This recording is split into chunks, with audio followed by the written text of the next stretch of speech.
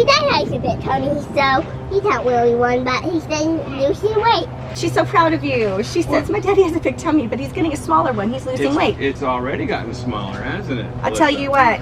Let me tell you something. What? Tummies are a tough thing. Sometimes my tummy grows, and then it shrinks, and then it grows, and then it shrinks. You have to it just happens. It's part of being a human. I'm here, I'm there, I'm everywhere. Blues, women, and blues. I'm here, I'm there, I'm everywhere.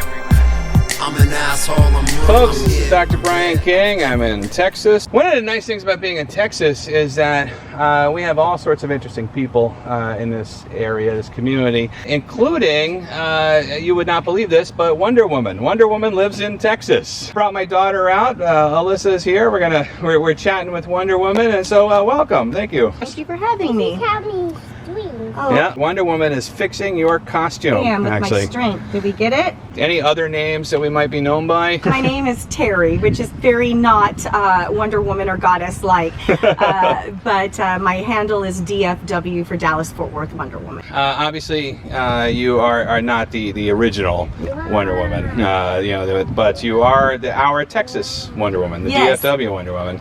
So then, of course, that gets me to ask, how did this whole thing get started? How did you become Wonder Woman? So, I mean, how it really got started, it's interesting. So I'm aging myself, so I'll be 47 years old this July. And when I was turning 40, leading up to that, I was hitting that 40 midlife crisis and wanted a six-pack real bad, for the first time in my life. And I had money to throw at it to get a trainer, and I ended up competing, bodybuilding. Oh, wow. And I did 3 total shows that summer when I was 40. And then I had to have a really big surgery on my shoulder. And I wasn't able to lift the way that you would to be able to train for a competition. And so I found myself with a lot of free time and thought I was really bummed out and pretty sad about, oh gosh, I had all these plans and now they're changed. And then I looked up to, I didn't know what cosplay was. I just knew her as Viva Wonder Woman. Her name is Laura Preston, and she was based out of Las Vegas. And she ran a charity called Heartfelt Heroes. And I thought, man, if that girl can dress as Wonder Woman and go volunteer at the hospital, I can do that too. So I set forth to do that. And it was a lot harder than I had anticipated getting accepted at Dallas Children's, but I did. And so for a year, I volunteered as Wonder Woman there. And then through that, I was at a charitable little Comic Con, if you will, for children with special needs called the Starfish Expo. This was back in 2016. And I ran into a whole group of these cosplayers who volunteered for charity, and they had recruited me. And so that's how I fell into this world, and then thought, oh, I could never be anybody else but Wonder Woman. That's all I relate to. And then fast forward, I have, a Disney princess in my arsenal and other characters that we were discussing earlier. And, I have a lot of mashups. I do about 65 looks of Wonder Woman total. Wow. And I've also combined her even with a mermaid, which in the comics, she's been a mermaid a couple of times, but I moniker her the Diana the Wonder Fish. So how I got started was for the kids, and then through this I had left that charitable organization and I started a charity, my partner and I did, called Cause to Play. And so we do this and are comprised of fellow cosplayers throughout Dallas Fort Worth, and we volunteer for our kids in our community. So are there a lot of cosplayers in Dallas? I would tell you that this is a huge mega area for cosplay, and as a matter of fact, even on Facebook there's a big community page called North Texas Cosplay. We have massive amounts here. Fan Expo, who puts on San Diego Comic Con, also puts on out here 2 different cons. One's called Fan Expo and one's called Fan Days.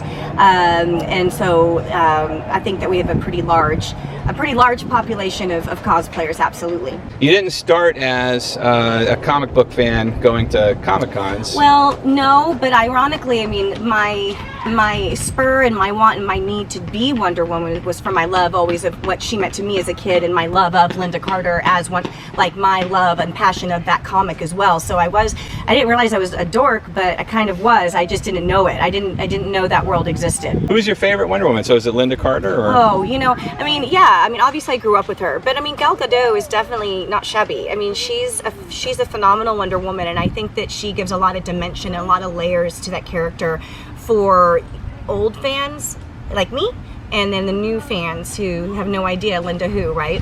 When I was a kid, you know, I wasn't, I didn't look up to Wonder Woman quite in the same way. But trust me, man, Linda Carter was definitely in my head a lot when I was younger, a teenager. Yeah, well, you know, I was pretty fortunate, and I don't. Do you go by Dr. Brian, or do you go by Brian, or do I you go by Dr. Brian King? in regular life. Dr. Brian is sort of a stage name. It was a BuzzFeed or Screen Rant last year ranked me #7 worldwide look-alike Linda Carter cosplayers.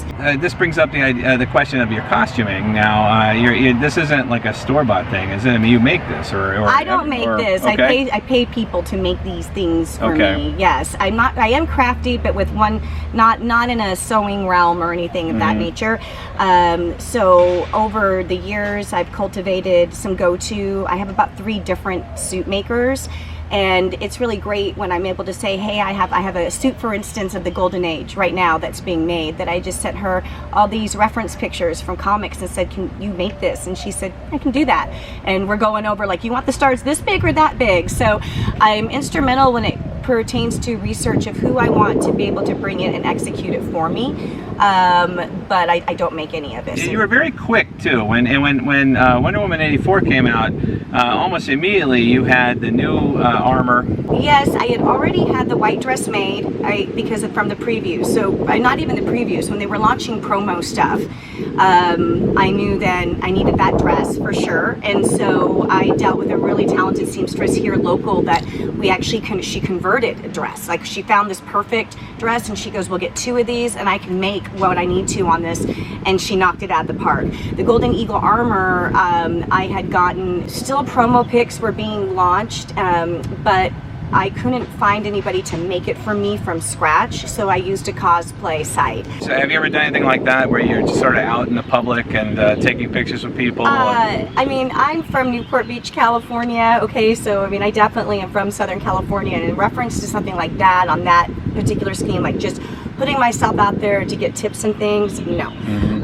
But when I am out and about and when I'm suited up, so after a charity event, for instance, when we go out to eat or go out for a cocktail or something, because superheroes need to wet their whistles, you know, we definitely are always gracious enough. I'm always, if you ask to get a picture with me, if I will put my gauntlets back on, I will put my lasso back on, and I will get that picture with you for sure. But I make money, I do make money as Wonder Woman. I work with a couple of talent agencies, and then independently I get booked out as well. So I try to steer always for the good of charity, but when I can make a little bit of cheddar, I do. Of course. And what does Wonder Woman like to drink when she wets her whistle? I like a nice vodka straight up martini with some blue cheese stuffed olives. I prefer Grey Goose, actually, but I like a good Kettle One vodka martini. And my next second would be anything champagne related. So if it's you know a mimosa, fine. I really enjoy champagne, but I would prefer only better champagne if I'm drinking just straight. And I, of course, don't turn down good beer. There you go. Amazonians can drink. What are you gonna do? We have a high tolerance. Yeah. I'm here, I'm there, I'm everywhere. Blues, women, and blues. I'm here, I'm there, I'm everywhere.